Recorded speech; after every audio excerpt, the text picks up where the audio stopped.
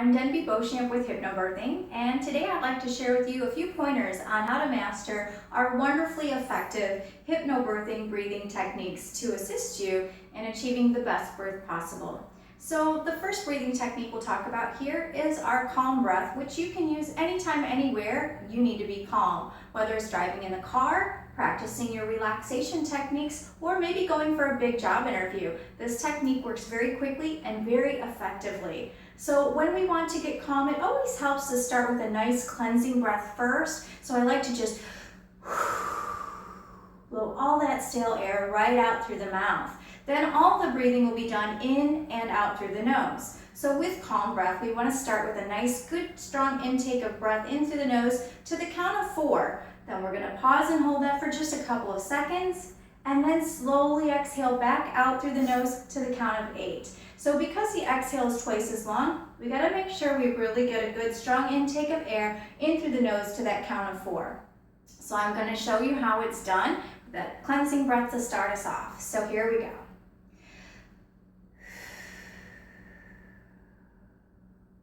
And then the breath.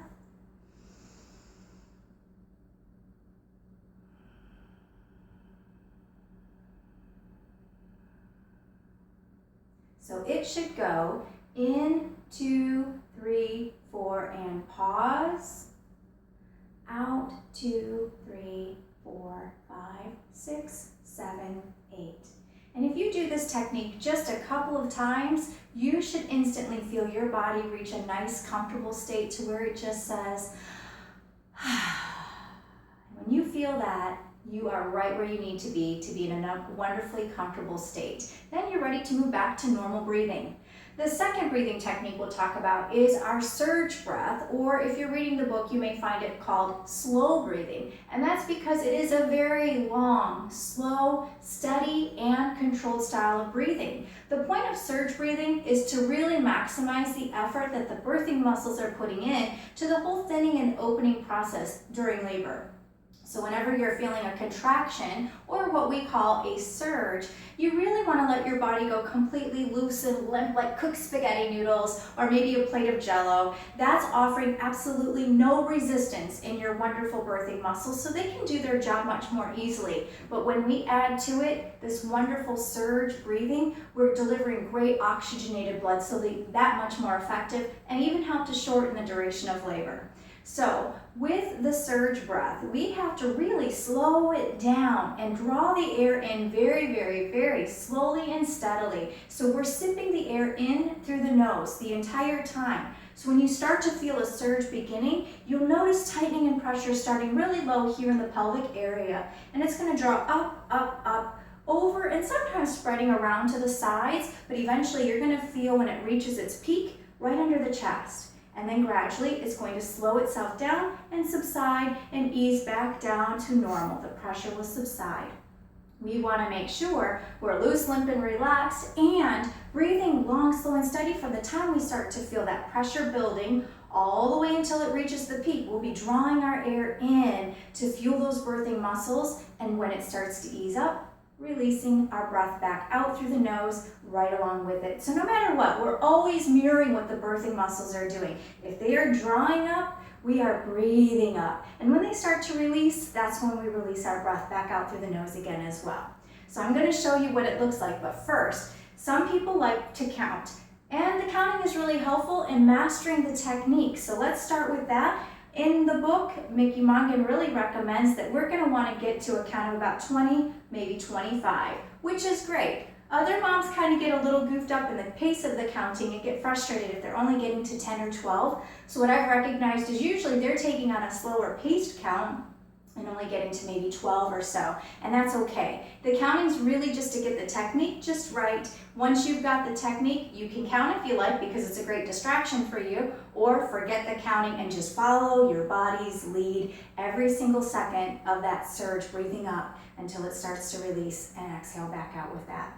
So I'm going to show you what it looks like and just let you get a good sense of that. So I'm going to get a chair here real quick so you can see what's happening with that breath.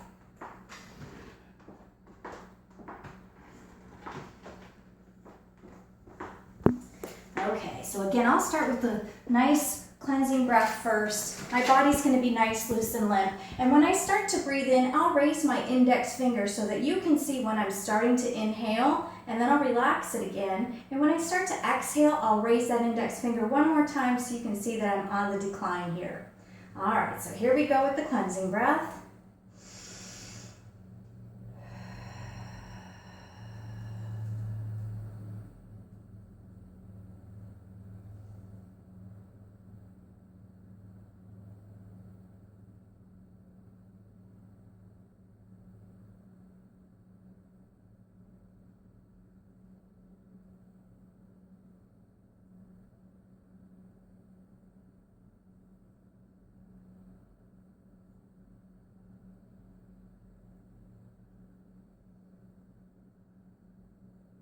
And that is one surge breath.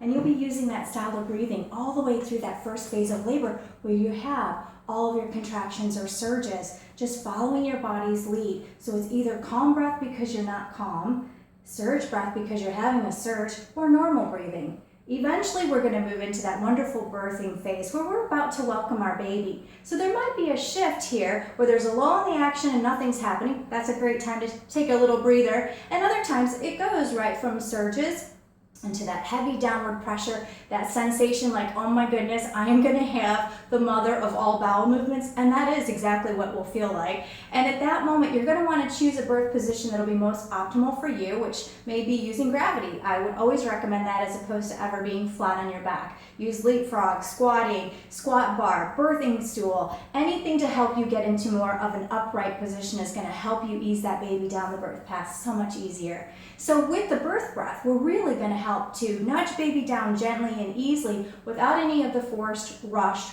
purple pushing. So many of us have seen and heard that, oh, push, push, push, and someone drill sergeant like is in your face yelling, push, push, push, push, push, and what do? If you do that, and I hope you will do it right now, you should be able to feel a tightening right there, those sphincter muscles. What is it doing? It's locking everything up right around your baby super duper tight.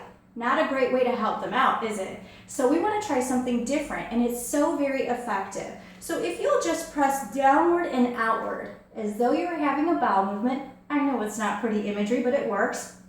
Just press outward, and you should be able to feel you're opening the pathway ahead of your baby. So when we do that, we're giving them that much more room to get where they need to be, and that's out into your arms. So with this purple, or let's try that again. So with the birth breath, we're going to take a good strong breath in through the nose. Our lips are closed gently, breathing towards the back of the throat and directing that breath down and up into the slanted J movement here, this path, which is the pathway your baby's going to take. We want to help nudge them down. So we feel the breath has moved down, down, down, getting towards the pelvic area.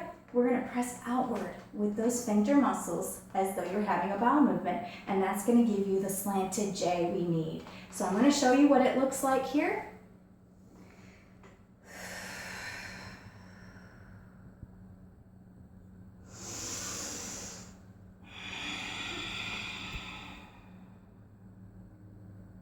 So you can see, if you got an adorable belly, which I'm sure you do, your little belly should go boop and tilt right upwards towards your chest. And if you see that, you know you're exactly where you need to be to get that slanted J, because you're causing a little bit of a crunch while you press outward with those sphincter muscles. So that is the slanted J birth breath. Good strong breath in, direct it towards the back of your throat, press it down, and press outward with the sphincter muscles to get it just right.